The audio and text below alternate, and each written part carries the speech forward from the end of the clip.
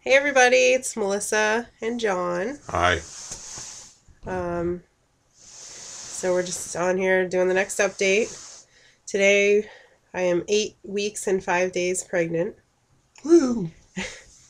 and we met with the high risk OB today to plan the cerclage.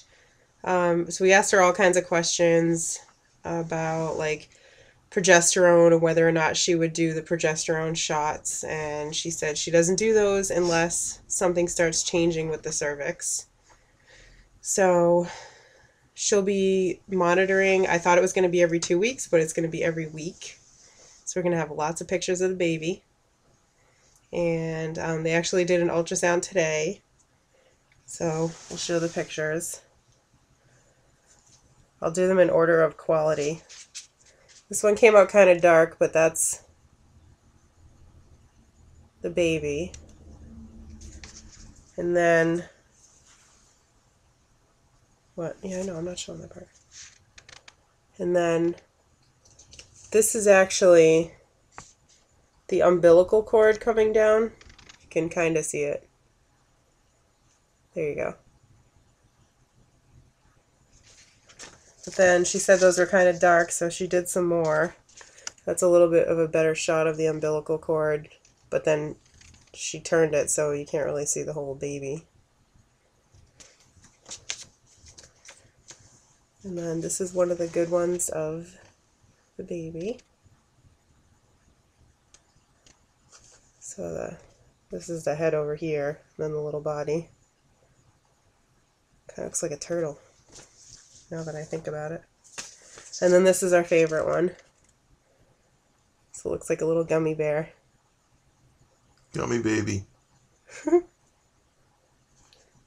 it was so cool because we had no idea that the baby would be moving. But when they did the ultrasound, the baby was totally wiggling around and kicking the little legs. It was awesome. And the heartbeat was 176. So they said that was a really good heartbeat and that everything looked great. So the cerclage is tentatively scheduled for May 16th. And so that'll get done in Boston first thing in the morning. And they'll do a spinal anesthesia. She said it's just like an epidural. Well, it's pretty much an epidural, but they use a smaller needle, and it's done a lot lower. Because I expressed some concern about A, getting paralyzed, and she said that doesn't happen. And B, I've heard of people getting numb too high where they couldn't breathe and they needed to get intubated, and she said that's more like if you're getting an epidural when you're in labor, or if you're going in for a C-section, because they want to numb you a lot higher. So it's hard to gauge. I'm sorry, fixing my hair. It's hard to gauge how high they should go, and so. Oh, thank you, sweetie. Um. Anyway, so she said I really have nothing to worry about, so my mind's totally at ease about the cerclage. And she said I'll go home the same day. It's outpatient.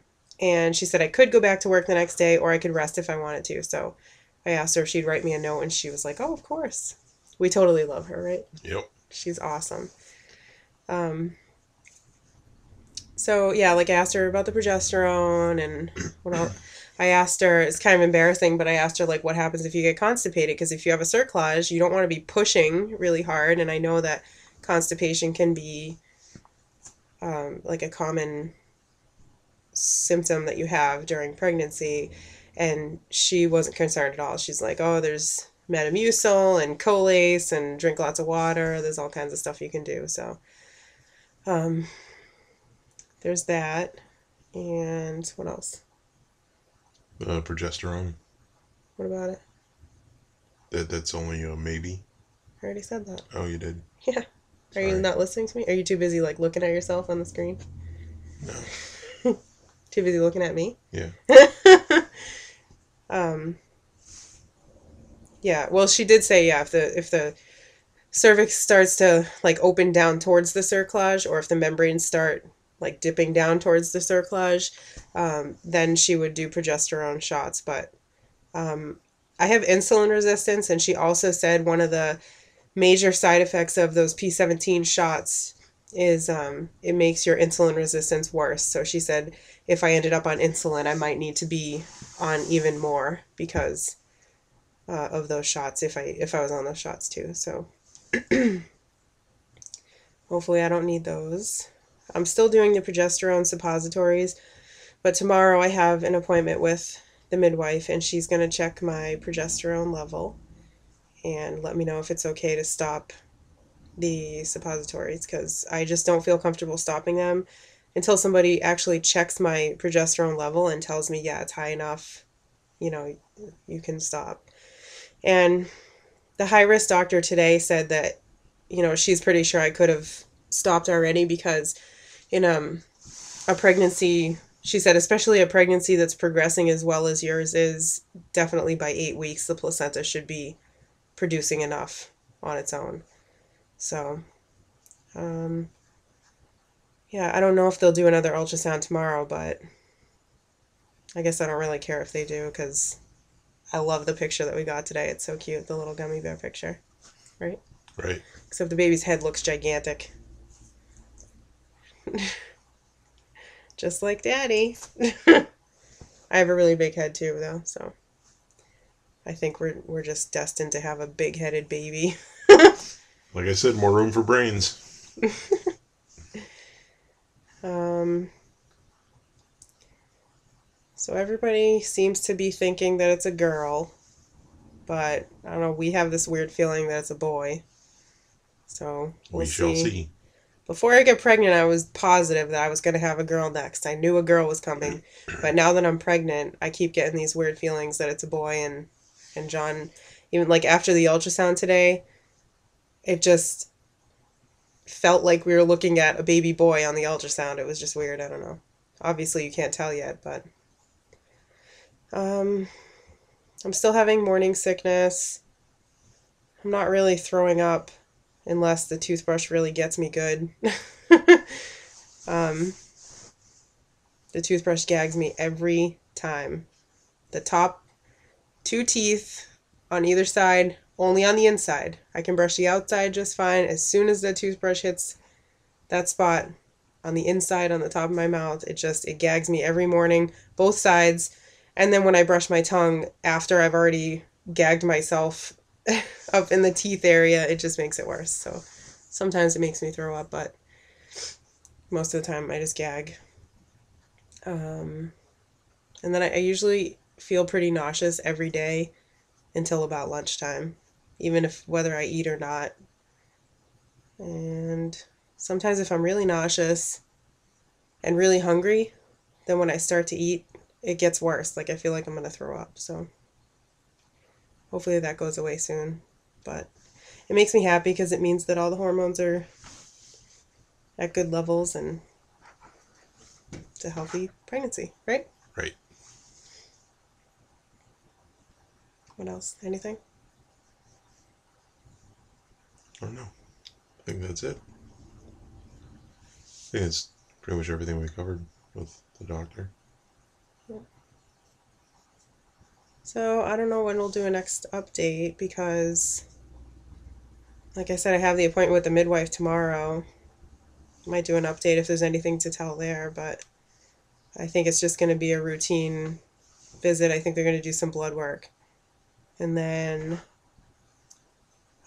I don't think I'll see the high risk doctor again until I go in for the cerclage. She's going to have her nurse or secretary or something try and get the operating room for May 16th because it's at a hospital in Boston. And it's kind of funny. She called herself the low man on the totem pole. So she just kind of gets the time whenever it's free because it's a big hospital and there are like general surgeons there who are using the operating room all the time. So that's when she's hoping to do it. And they're going to call me either tomorrow or Thursday and let me know if we got that day. And then so I'll go in and see her and then we'll see her a week after and every week after that to get ultrasounds and check on the cervix and the baby, the gummy baby. Why? Because we can. I suspect it won't look like a gummy baby ever again when we see it next. The little short little hands. Yeah, we probably won't see it now for like another month unless the midwife does an ultrasound, but I don't think she's going to do one tomorrow, and then I probably won't have to see her again for like a month, so that's all right. That's why I'm glad the one we got today was so good, and that we got to see the little baby wiggling around. Well, they did another cool thing. I'm sure you guys have seen this, but they have an awesome ultrasound machine. Like, the one that they had at Boston IVF that they did the ultrasounds with sucks compared to this one. It's like, I don't even know. It's a It's like a Polaroid picture versus a high def digital camera picture. they're both GE, but this one's definitely a lot newer. The the imaging on the screen was a lot better, and the wands and everything was all fairly new.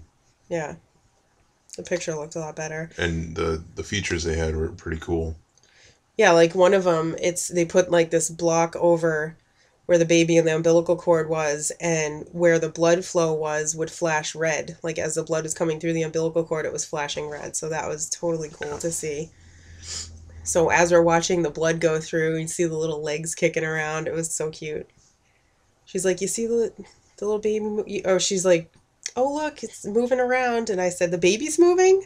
Really? Like the baby's kicking?" And she's like, "Oh yeah, look, the legs are moving." And we were just like in awe because I don't know if you thought it was going to move, but I had no idea at 8 weeks and 5 days that you would be able to see it like kicking around and moving like that. I just wasn't sure if you'd be able to see it or recognize movement against the rest of it. Yeah. And yeah, we saw the heartbeat. She measured it, like I said, and everything was good. So it's all good in the hood or the uterus. So just one last little picture of the baby. Gummy bears bouncing here and there and everywhere. A little ditty. Yeah, he's a singer too. Did I tell you guys that? Maybe. He's a bass in the choir. Bass, bass, bass. Bass, bass, bass. So I love his voice, though. I think it's 60. Hell yeah. Anyway, so that's all. Just wanted to, let you know what happened at the high risk appointment today and show our little pictures. So until next time, I hope you're all doing well. I hope everyone's pregnancies are going well and IVF cycles, whatever you're doing. And we'll be praying for you and pray for us and the gummy baby. Yep. It's no longer a duck. It's not Lovey Ducky anymore. Now it's Gummy Baby. Lovey Gummy. Gummy Lovey. Nah, we'll just call it Gummy Baby. So. GB. All right. See you guys later. Bye.